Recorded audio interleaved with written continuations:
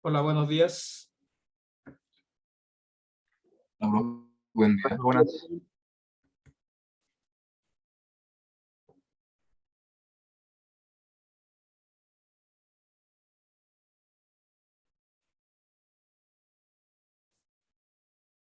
Esperemos un minutito y nos comenzamos con la clase.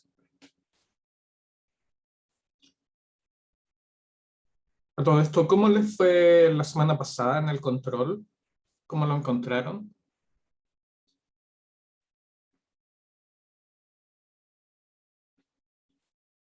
¿Difícil? ¿No tan difícil? Todo complicado, profe. Ya. Fue el lanzamiento de proyectiles, ¿no es cierto? Ok, perfecto.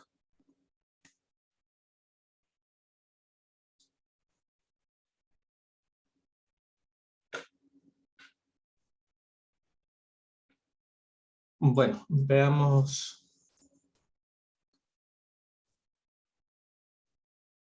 cómo seguimos avanzando. Si hay algo que les quedó con dudas, ¿no es cierto?, referente al control o a la revisión, se le envió información de que ustedes pueden apelar, ¿no es cierto?, a la revisión con su justificación. Ahora, los controles necesitan que ustedes envíen una justificación de sus respuestas. No, todos son en el mismo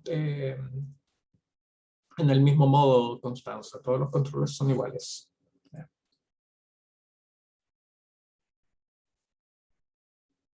Lo que puede variar quizá a veces dependiendo la dificultad de las preguntas. Hay preguntas que son más fáciles de resolver, otras un poco más complejas. Entonces,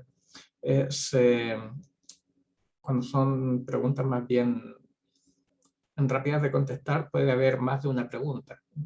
Cuando es un poco más compleja, es una sola pregunta con algunas partes para resolver, como fue el caso ahora. ¿Qué les iba a comentar? Eso, que siempre tienen que justificar cualquiera sea la pregunta, por más obvia que parezca, ustedes tienen que entregar por escrito la justificación de su respuesta. Si no lo hacen, no se cuenta esa respuesta como buena, ¿ya? Aunque la hayan contestado bien en la plataforma, si no hay una justificación por escrito, esa respuesta se considera mala. Entonces es muy importante que todo, por más obvio que parezca, lo justifiquen. Ok, vamos a comenzar con la clase de hoy.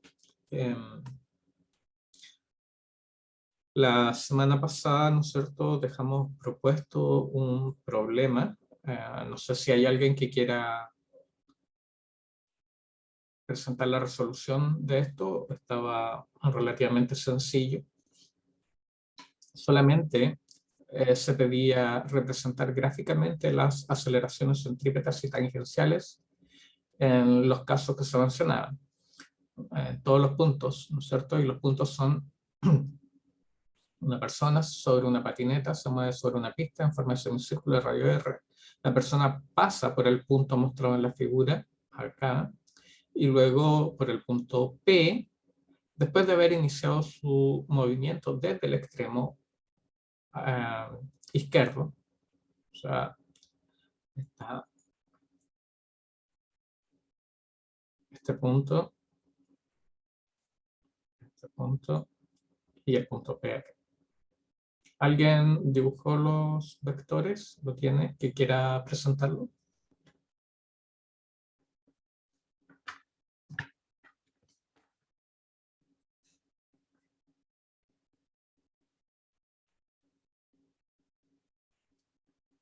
Recuerden que esto tiene puntaje asignado que hasta 10 puntos, ¿no es cierto?, para el certamen, así que es importante que puedan participar. Es una bonificación bien significativa.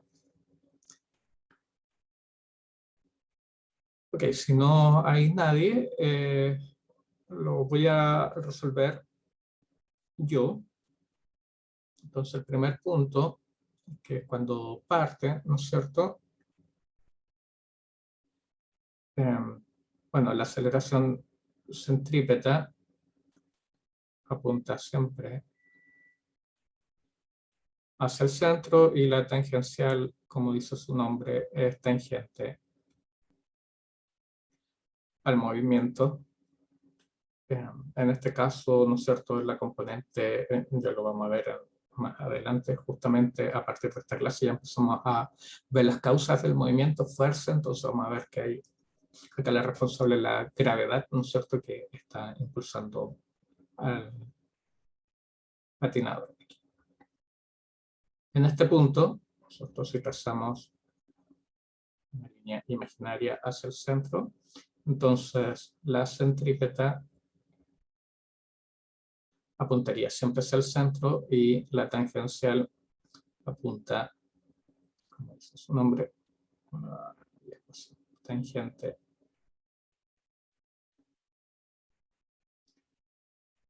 al movimiento. Y nos queda la última, ¿no es cierto?, que es el punto P, que es como el punto un poco más difícil de contestar. Entonces, acá la centrípeta no cambia. Siempre hacia el centro. Pero, ¿qué pasa con la tangencial? ¿Alguien me puede decir qué pasa con la tangencial? ¿Cómo sería? ¿Seguiría siendo Punta hacia abajo. así? Exacto, esa es la dificultad que hay acá, que ya no va acelerando una vez que pasa por el punto de velocidad máxima, que eso lo vamos a ver también más adelante. Justo algún problema de esto nos va a salir más adelante. En el punto inferior alcanza su velocidad máxima y una vez que ya empieza a subir, su velocidad tangencial, ¿no es cierto?, empieza a disminuir hasta que se hace cero en este punto otra vez, suponiendo que no hay roce con la superficie ni con el viento. Entonces, a medida que va subiendo, la velocidad tangencial va disminuyendo, bueno, la angular también va disminuyendo. Eso significa que hay una aceleración que se opone a ese movimiento. Entonces, en este caso, la aceleración tangencial va hacia ese lado. Eso era simplemente este problema, dibujar, representar gráficamente los vectores. Entonces, ahora vamos con la clase de hoy, que ustedes debieron haber visto y contestado la clase invertida. Y lo que tenemos es, cambiamos de tema y comenzamos, o sea, no cambiar de tema, sino que seguir complementando el movimiento, ¿no es cierto?, la dinámica. Partimos con cinemática, que es simplemente cómo se mueve el cuerpo, y ahora estamos partiendo con qué provoca el movimiento de un cuerpo, el cambio de movimiento, el comportamiento del movimiento de un cuerpo. Y esos son tipos de fuerza, leyes de Newton y estrategias de modelación, ¿no es cierto?, para problemas relacionados con fuerzas en general. Entonces, se pide acá, como vieron ustedes en la clase invertida, que se construya el inventario de fuerzas, todo lo que hay alrededor de un bloque, ¿no es cierto?, que está en reposo sobre el piso mientras un niño tira de una cuerda hacia la derecha. Entonces, nuestro objeto de interés, lo vamos a llamar así, es el bloque que está en reposo. Queremos ver cuál es la situación, ¿cierto? Entonces el bloque va a ser nuestro objeto de interés. Hay un niño, aparece la mano acá, que está tirando de esto. Entonces hay una fuerza que se está aplicando sobre este cuerpo. Pero me dice que el cuerpo está en reposo. ¿Qué significa eso? Que la velocidad es cero. Está en reposo. La velocidad es cero. Entonces, si empezamos a identificar las interacciones que hay acá, las interacciones son la interacción de la cuerda sobre el cuerpo. O sea, tenemos que poner la cuerda como un objeto o como una de las interacciones que está presente. Bueno, aparece la mano que está tirando a la cuerda. Está el bloque, ¿no es cierto?, que es nuestro objeto de interés. Está la superficie o el piso donde está este cuerpo. Y la acción que está presente siempre en los problemas que tenemos sobre la Tierra es la acción de la Tierra, que en este caso es la fuerza de gravedad o fuerza-peso. Entonces, con eso en mente, uno puede... y nuestro objeto de interés, fíjense que es el bloque. Entonces, lo que nos fijamos nosotros es solamente lo que está interactuando con nuestro objeto de interés, en este caso el bloque, y contamos cuántas interacciones hay, los nodos, ¿no es cierto?, las líneas que unen al bloque con las demás interacciones. Entonces tenemos 1, 2, 3. ¿Ok? Eso sería el piso, la tierra y la cuerda. ¿Y quién quedó fuera de esta interacción o de la interacción directa con el bloque? Es la mano. O sea, la mano no influye en la interacción directa con el bloque que está en reposo. La mano tira de la cuerda y la cuerda tira del bloque. Así que la mano no es necesaria para explicar este movimiento. Simplemente tengo que ver qué pasa con la cuerda. Entonces, lo que yo puedo hacer es construir un inventario de fuerzas a partir de este diagrama que acabo de realizar acá. Entonces, lo importante aquí es ver la cantidad de interacciones y quién la provoca y podemos empezar a escribir, ¿no es cierto?, nuestro inventario de fuerzas. El primero que está mencionado acá es la interacción entre la cuerda y el bloque. Entre la cuerda y el bloque, ¿no es cierto?, se está tirando, y cuando participa una cuerda con un cuerpo donde lo está tirando o sosteniendo, a eso le llamamos, a ese tipo de fuerza le llamamos tensión. Entonces, se escribe la fuerza como vector, ¿no es cierto? ¿Qué tipo de fuerza? Tenemos dos tipos de fuerza que vamos a utilizar. Las que están en contacto directo con el cuerpo y las fuerzas que actúan a distancia, como la gravedad y como la fuerza magnética, por ejemplo. Entonces, mencionamos qué tipo de fuerza es, el tipo, y quién la provoca. Entonces tenemos contacto, en el primer caso el bloque de la cuerda, o sea, bloque cuerda, y ¿quién la produce? Bueno, la cuerda sobre el bloque, siempre es quién la produce sobre quién. Y tenemos también la fuerza a distancia, que la denotamos con línea segmentada cuando hacemos el diagrama de interacciones, que es la fuerza que provoca la Tierra sobre el bloque.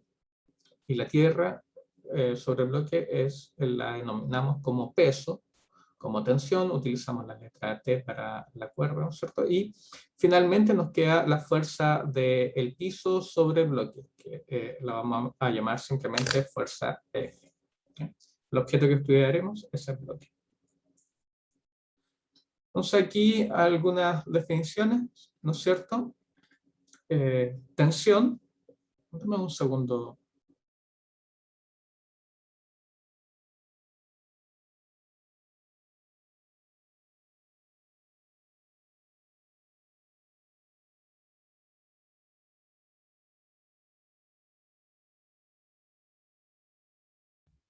Ok, disculpa. Entonces, algunos tipos de fuerzas que tenemos es la tensión y el peso. La tensión, como acabo de mencionar, es la fuerza que ejerce una cuerda, cable, ¿no es cierto?, sobre un objeto, tal como se menciona aquí, que está conectado con otro cuerpo, tiene masa, ¿no es cierto?, y la acción de esta cuerda o cable es jalar, ¿no es cierto?, tirar de un objeto. Entonces, acá tenemos situaciones donde se muestra eso. Está un objeto que está colgando y la cuerda es la que impide que este objeto caiga. No sé, una fuerza que se está ejerciendo por esta cuerda, que es la tensión, ¿no es cierto?, que mantiene al cuerpo en equilibrio en este caso.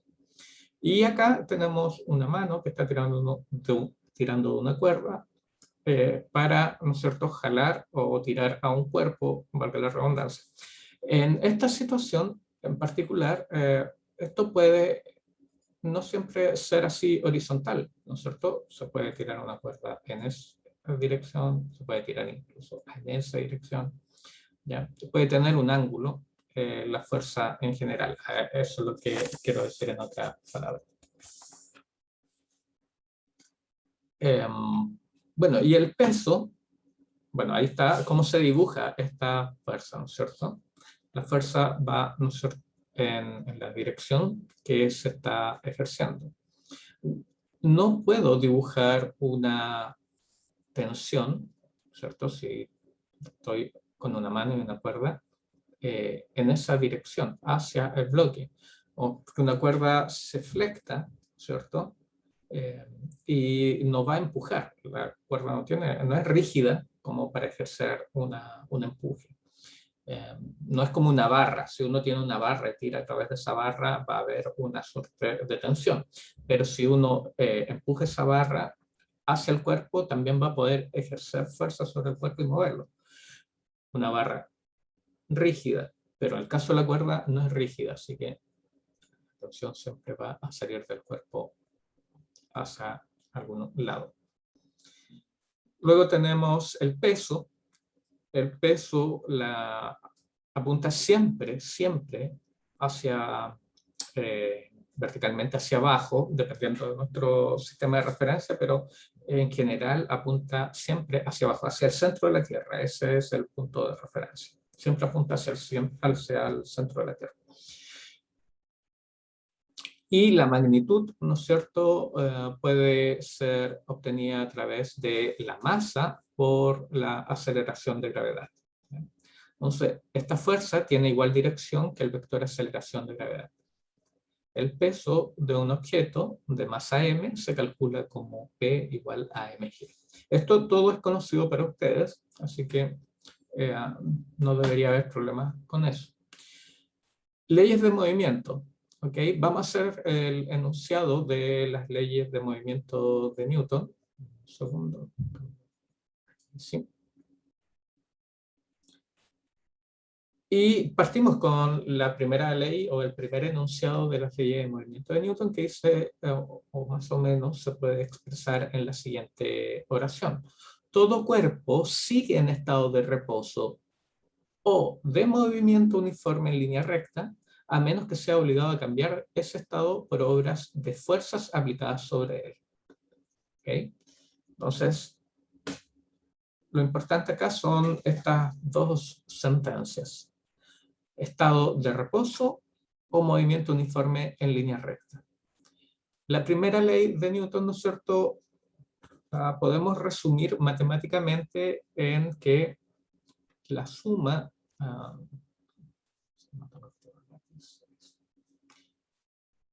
si sumamos todas las fuerzas que están actuando sobre un cuerpo, eso me tiene que dar igual a 0. A eso se le conoce toda la suma sobre un cuerpo, es fuerza neta o total.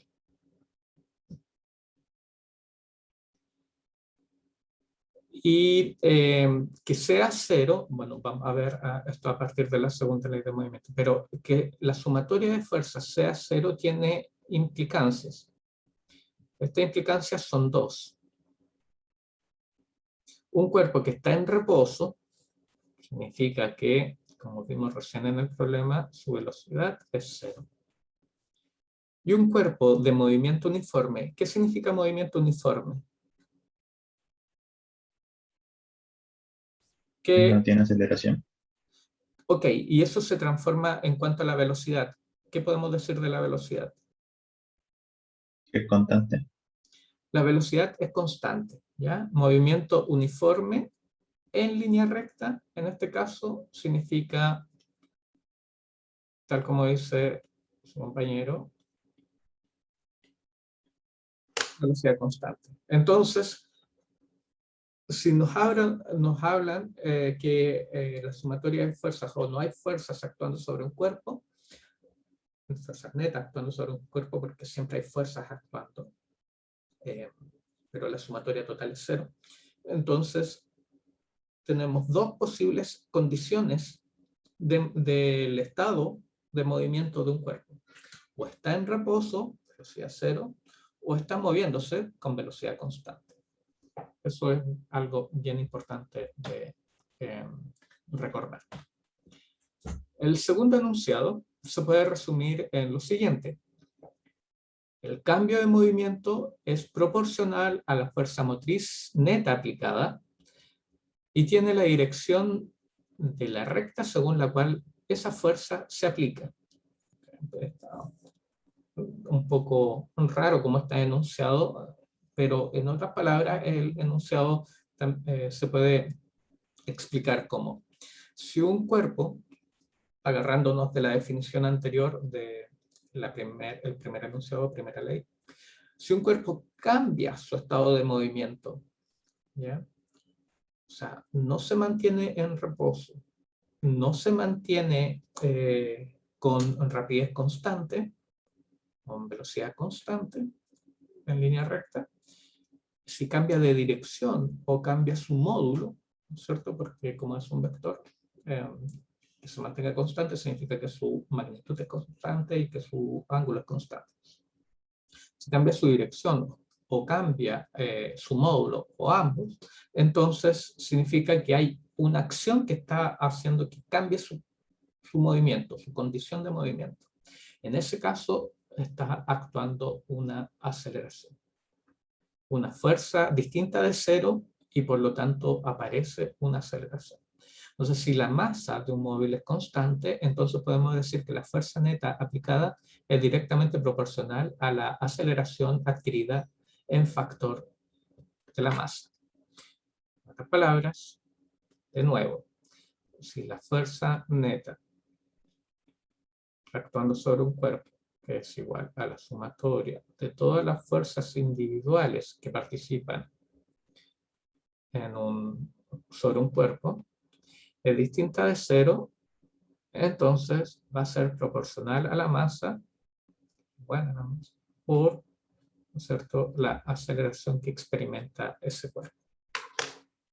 Esta es la segunda ley de Newton, conocida como ley de movimiento o ley de dinámica. La anterior, donde esta sumatoria de fuerzas igual a 0 y donde el cuerpo quiere seguir en la misma condición de movimiento, se conoce como inercia. Entonces, si un cuerpo está en reposo, va a querer seguir en reposo, al menos que actúe una fuerza sobre él y cambie esa condición de reposo. Si un cuerpo se mueve con rapidez constante, va a seguir moviéndose con velocidad constante eternamente, al menos que actúe una fuerza sobre él y cambie esa condición de velocidad constante. Eso es la inercia.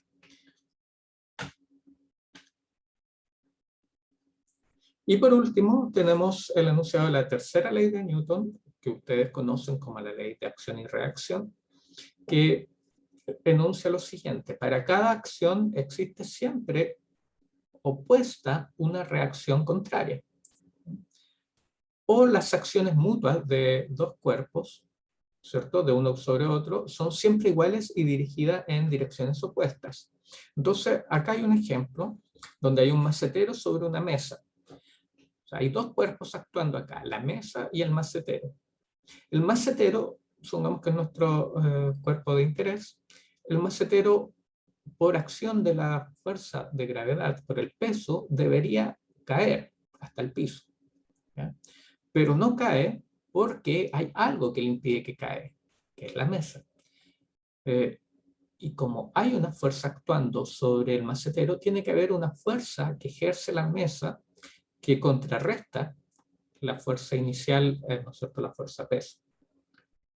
Ya vamos a nombrar esa fuerza más adelante, vamos a decir ahora simplemente que es una fuerza de la mesa sobre el macetero. ¿Ya? Entonces habrían dos fuerzas, una que va hacia arriba y otra que va hacia abajo, y podríamos denotarlas, ¿cierto?, como que esto sería el peso y esto sería la fuerza que ejerce la mesa sobre el macetero. Y si uno hace la representación matemática de esto, está diciendo en otras palabras que depende de mi sistema de referencia. Si yo tengo mi sistema de referencia positivo hacia arriba, supongamos, la fuerza va a ser igual a menos. ¿Ya? Acción y reacción. Y si las nombro simplemente como fuerza 1 y fuerza 2 a esto, lo que tendría entonces es que la fuerza 1 sería igual a menos la fuerza 2. ¿Ya? Acción y reacción. Dos fuerzas con igual módulo, pero dirección contraria.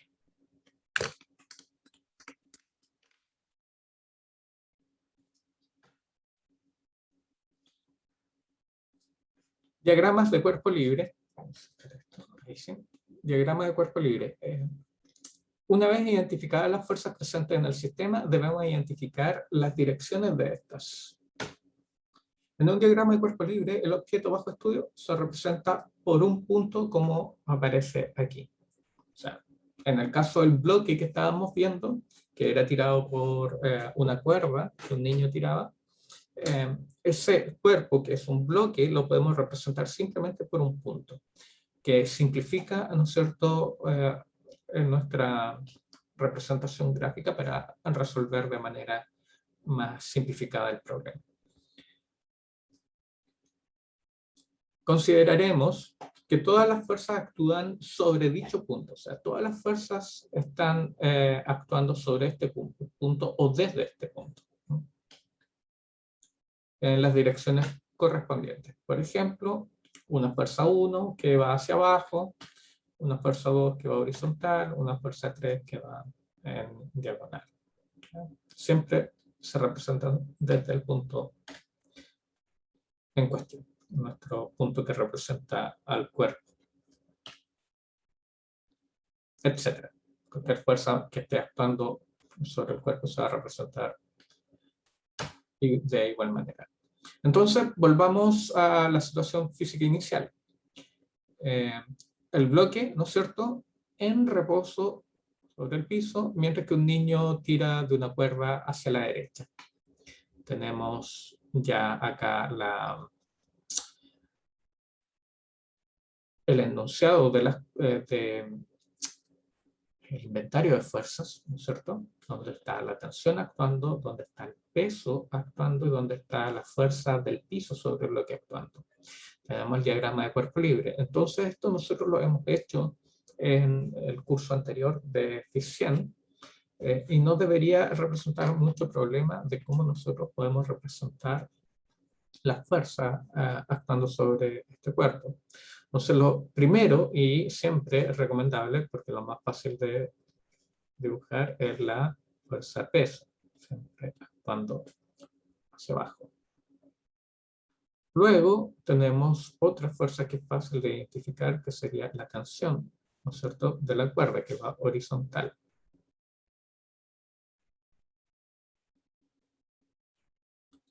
Y me quedaría simplemente la fuerza del piso sobre el bloque. ¿Y qué dirección debería tener esa fuerza? ¿Cómo debería ser?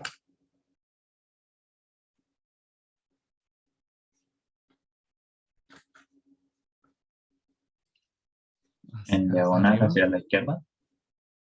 En diagonal hacia la izquierda. Ok. ¿Por qué? Porque Adelante, cualquiera. debería como restar las dos fuerzas y dejarla en cero. Exacto, muy bien. Por eso apruebo 100, ¿no es cierto? Está nuestras dos fuerzas que están actuando, el peso y la tensión, son vectores. Entonces, la suma de estos dos vectores me va a dar un vector resultante. Lo voy a poner acá como F resultante de estos dos.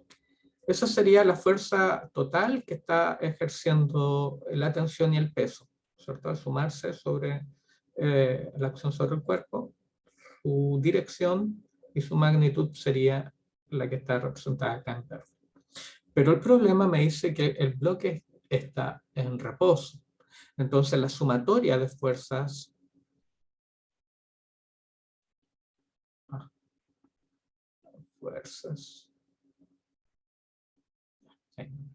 debería ser cero. Debe ser cero. Sumatoria de fuerzas debe ser cero. Eso significa que tiene que haber un vector que contrarreste la acción de esas dos fuerzas que están ahí representadas. Entonces tiene que ser un vector opuesto al verde que acabo de dibujar. Eso sería, ¿no es cierto?, la misma, en dirección opuesta, con la misma magnitud. Esa sería la fuerza F. Que está acá. Voy a borrar lo otro porque eso fue simplemente para hacer la representación de lo que está pasando. Distinto sería la situación si nos dicen que el cuerpo está acelerando, ¿cierto? O ahí ya hay una fuerza que aparece, entonces la sumatoria de fuerzas distinta es cero. La fuerza neta no se está actando sobre el cuerpo. Pero cuando nos hablan en reposo, se tiene que cancelar todas las fuerzas que están actuando sobre el cuerpo. Entonces el peso, la tensión y la fuerza del piso sobre el bloque. Ustedes a priori, ¿no es cierto?, ya saben cuáles son las fuerzas que componen a esta fuerza resultante. Lo hicimos el semestre pasado en el curso de ficción. Simplemente para mencionarlas, ¿no es cierto?, hay una componente que es la fuerza de roce y la normal, que es la que participa en la fuerza de contacto del piso sobre el bloque. Pero por ahora vamos a representar simplemente la fuerza resultante del piso sobre el bloque. Fuerza F. Entonces, estrategia de modelación para fuerzas.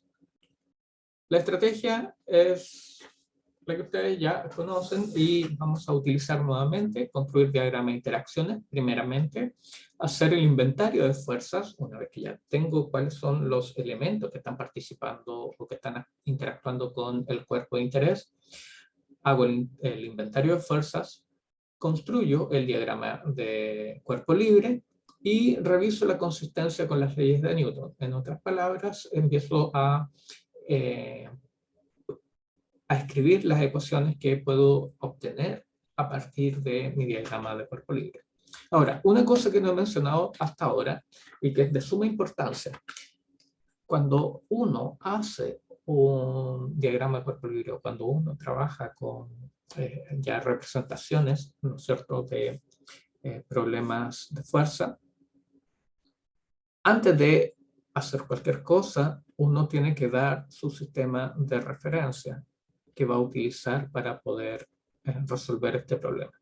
Que eso sería, ¿no es cierto?, antes de el semestre pasado lo llamamos pasar de cuerpo libre, cuando pasábamos a comprobar las ecuaciones de las leyes de Newton, le llamamos diagrama de cuerpo libre listo para cálculo. Así lo llamamos. Entonces, es importante que ustedes siempre señalen el sistema de referencia sobre el cual van a trabajar para poder resolver un problema. Entonces, revisemos lo aprendido y tenemos la siguiente situación. Que está, ¿no es cierto?, propuesto este problema y que lo podemos trabajar ahora, que es la siguiente situación. El sistema se mueve de manera compacta, con rapidez constante de 3 metros por segundo hacia la derecha, mientras que el bloque A es tirado por una cuerda. Construyen el diagrama de interacciones, el inventario de fuerzas y diagrama de cuerpo libre para los bloques A y B. Para esto último, se sugiere que primero hagan el diagrama de cuerpo libre del bloque. Ok, voy a dar unos minutos para que ustedes trabajen en esto. Si alguien lo puede realizar, ojalá dentro de los próximos 10 minutos para poder presentarlo y quiere mostrar su resultado, lo podemos considerar, ¿no es cierto?, como el puntaje de participación de los problemas propuestos. Así que a partir de ahora, si alguien tiene dudas, igual me puede preguntar, no hay problema. Así que pueden empezar a trabajar, les doy 10 minutos, cualquier cosa me preguntan.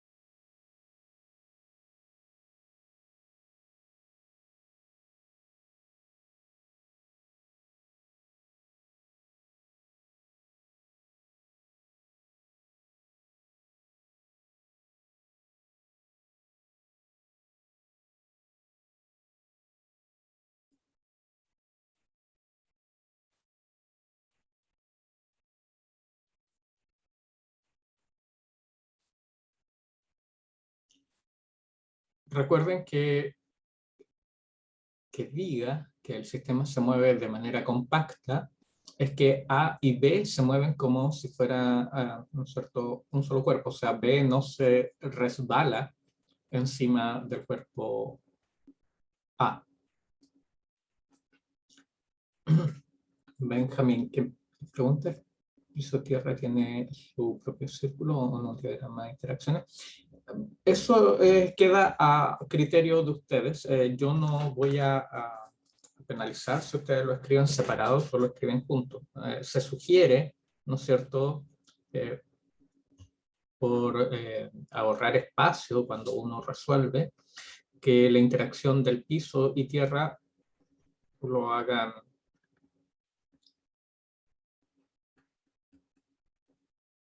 en un solo círculo, por así decir. Pero si quieren hacerlo separado, como tierra y piso, da lo mismo. Ok.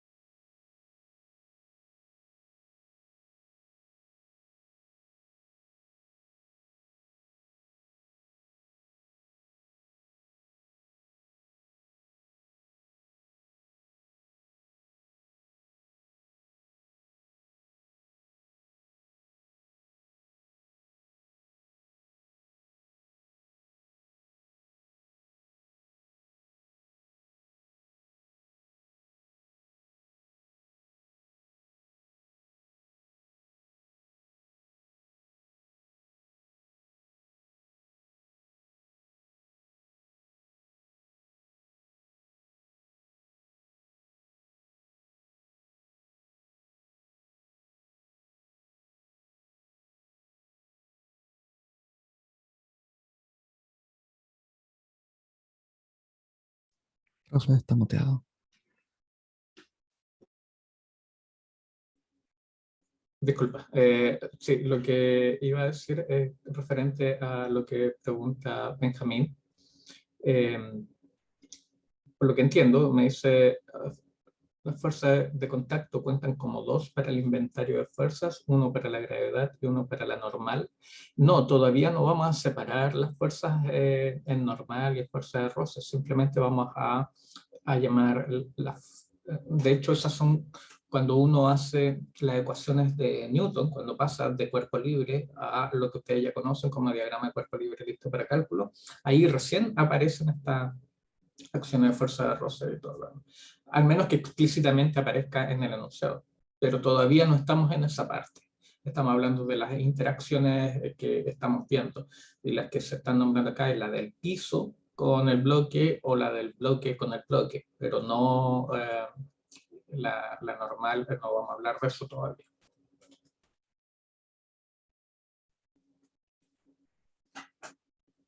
No sé si se entiende, Benjamín. Sí, gracias. Okay. O sea, me refiero, supongamos que acá, supongamos en el bloque A, no voy a escribir la normal,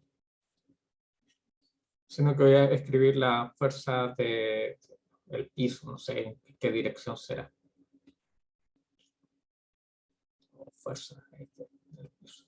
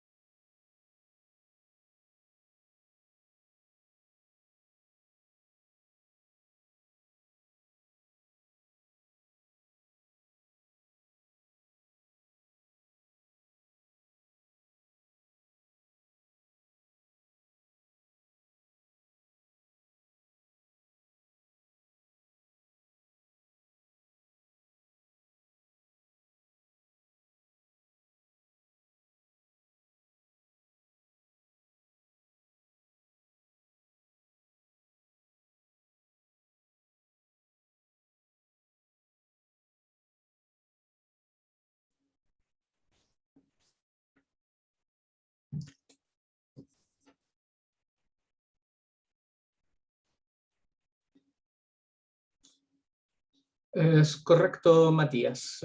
Como se mueve con rapidez constante, la sumatoria de fuerzas es cero. Entonces, la sumatoria de fuerzas, como la fuerza es un vector,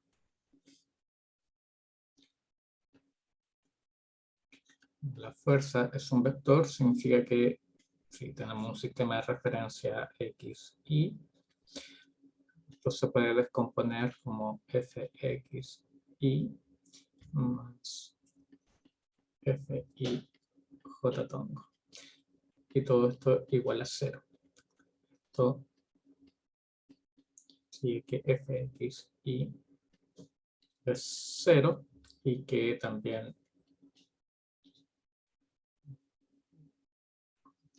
es cero. O sea, las componentes son cero. Sumatoria de fuerzas en el eje X, sumatoria de fuerzas en el eje Y tienen que ser cero.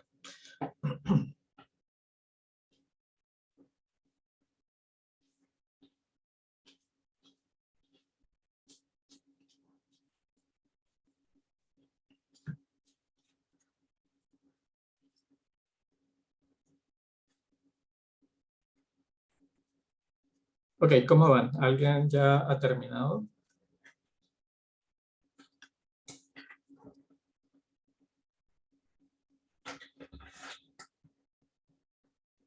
Yo, profe.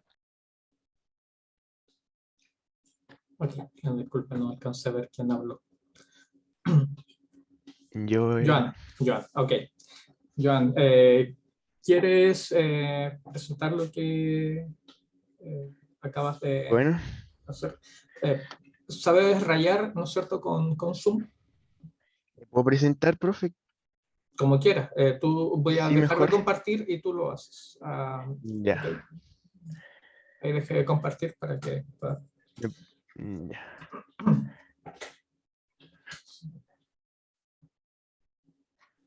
Al tiro.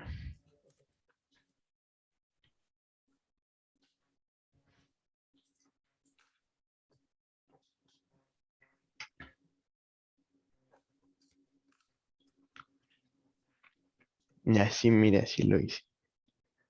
Ok.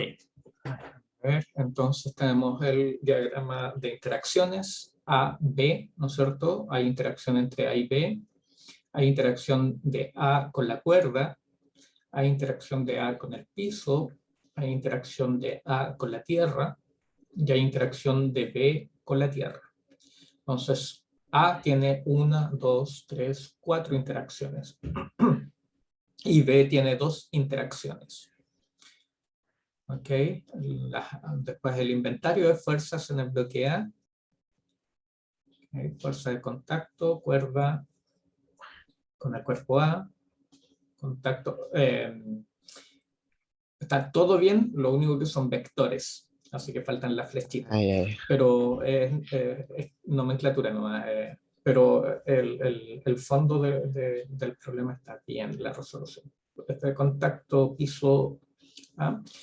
Ok, entonces esta es la parte más difícil para ustedes, cuando ya tienen que empezar a dibujar las fuerzas. Tal como lo hizo acá Joan, está perfecto, ¿no? Podemos y debemos partir por el cuerpo A, que es donde está interactuando la tensión de la cuerda. Entonces, las primeras fuerzas que se pueden dibujar acá son justamente la tensión y el peso. Siempre dibujamos las más fáciles, que son más fáciles de identificar. Entonces, acá tenemos la tensión y tenemos el peso, tal como ha dibujado acá Joan. Entonces, podemos ver que, y vamos acá seleccionando, al menos así lo hago yo, para saber que estoy procediendo correctamente. Entonces la tensión, que sería esta, la fuerza de contacto de la cuerda sobre el cuerpo A, es la tensión, ¿no es cierto? Y el peso es la de la Tierra, la fuerza de distancia de la Tierra sobre el cuerpo A, este es el peso. Entonces yo las voy etiquetando acá, que ya las tengo listas. Me faltaría el contacto, ¿no es cierto?, entre B y A, porque el bloque, ¿no es cierto?,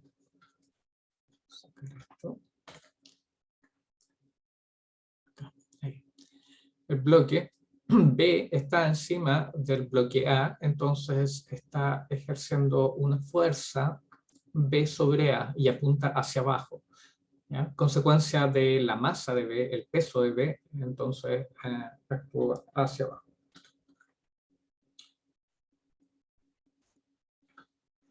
Entonces va a estar esa fuerza que acá la dibujo acá al ladito Joan, que va a ser esta fuerza del cuerpo B sobre el cuerpo A.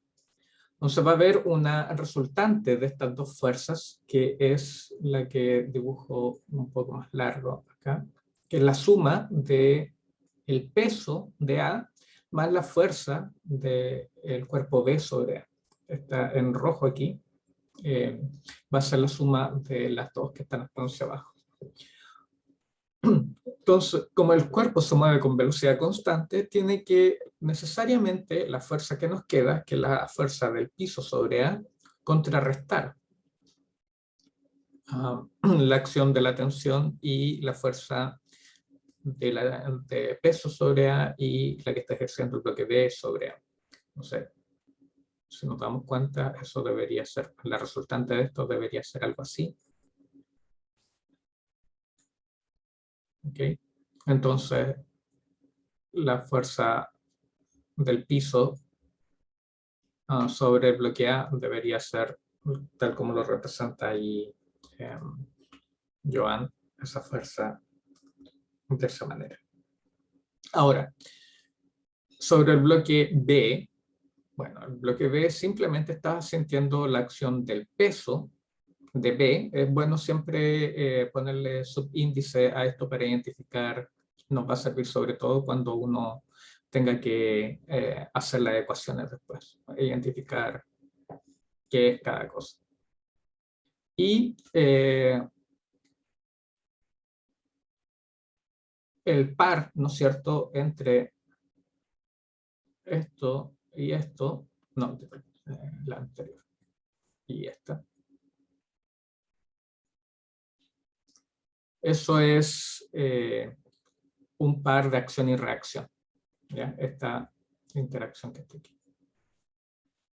El cuerpo B empuja a A. Voy a sacar esto. El cuerpo B empuja A y a su vez A empuja B, de manera que B no se mueve verticalmente, ni A tampoco se mueve verticalmente. O sea, están ahí en equilibrio con respecto al eje vertical. Entonces, como está el peso actuando sobre B, tiene que haber una fuerza que contrarreste esa acción, porque B no se está moviendo en la sumatoria de fuerzas sobre B también es cero, porque también se mueve con velocidad constante. Ahí tenemos la solución. Está perfecto, Joan. Muy bien. Ok, te anoto el tiro.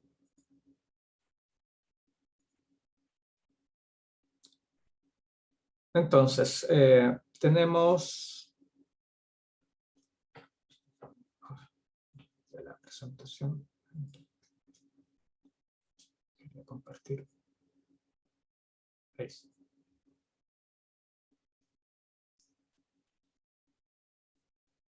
Tal como mostró entonces, compañero, tenemos identificado todos los componentes de esto. Lo más importante de acá es la estrategia, ¿no es cierto?, de resolución. Que recuerden cómo proceder y primero identificar todas las interacciones que están actuando con nuestro cuerpo de interés. Identificar el cuerpo de interés primeramente para poder hacer esto.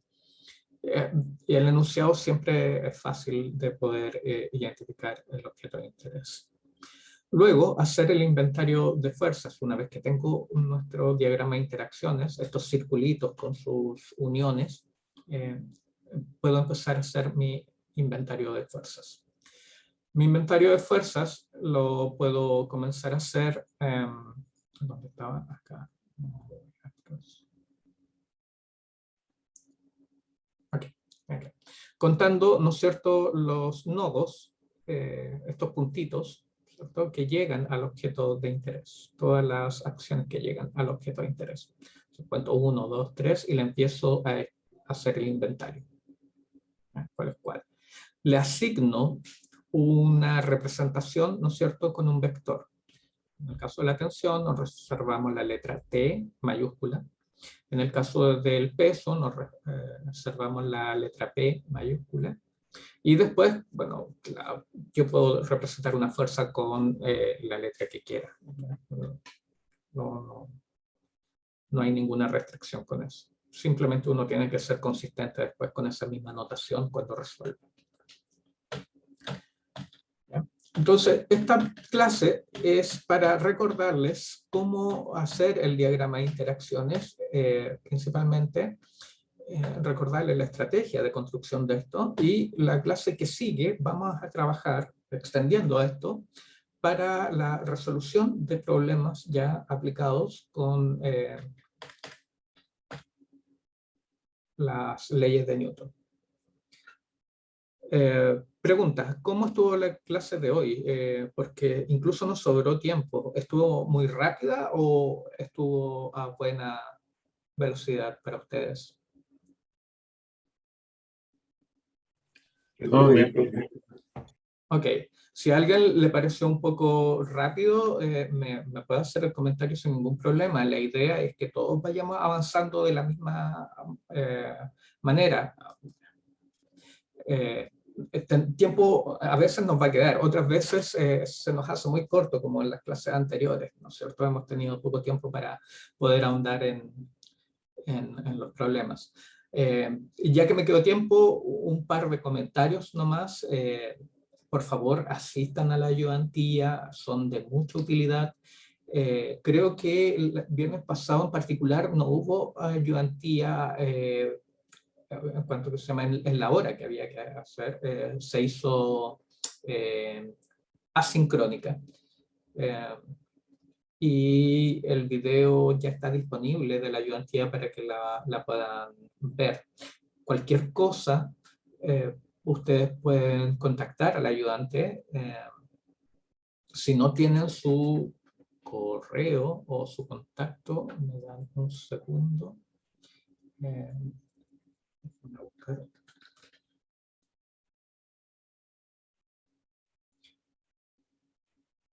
Ok, en particular para ustedes, la ayudante se llama Valentina Canales.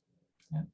Así que se pueden comunicar con ella. Su correo es, lo voy a dejar acá en el chat, valentina.canales@usm.c. Lo arroba con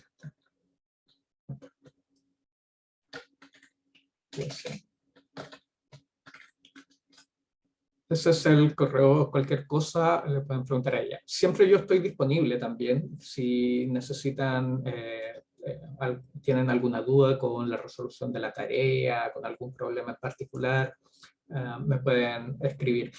De preferencia, yo les recomiendo que me escriban por el correo, no por el aula, porque el aula no lo puedo revisar en los dispositivos móviles, es muy difícil.